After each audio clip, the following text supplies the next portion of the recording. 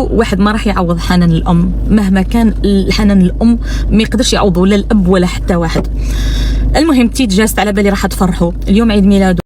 اهلا وسهلا بكم في فيديو جديد. اهلا ومرحبا بالمشتركات الجدد والصديقات الجدد. نتمنى يعجبكم الفيديو تاعي.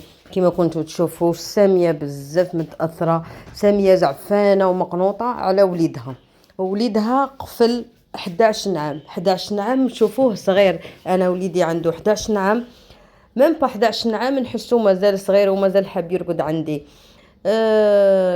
راها تقول حسبي الله ونعم الوكيل في طليقها، حسبي الله ونعم الوكيل مرة وزوج وثلاثة. قالت لك ما كنتش نتصور انه يجي نهار نتفارق مع ولادي، قالت لك درت لي ماي لي بي باش يكونوا ولادي معايا، بصح ما خلانيش نشوفهم من نهار لو 5 سبتمبر. لا حول ولا قوة إلا بالله. سامية ماشي سهل هذا الموقف، ماشي سهل. واش راكي تحسي؟ صح انتي قوية ودائما تبيني لنا بلي راكي قوية، لكن ربي معاه. وكلي ربي وعاودي، انتي مادام راه ظالمك اكيد ربي يجيب لك حقك ان شاء الله، ربي يفرحك بوليدك.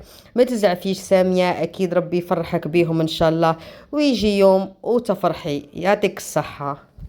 راكي تجاهدي وتحاربي في هذا المجتمع على جال وليداتك، ربي يقدرك ان شاء الله. شفنا الاسى اللي في عينيك وفي قلبك وفي صوتك.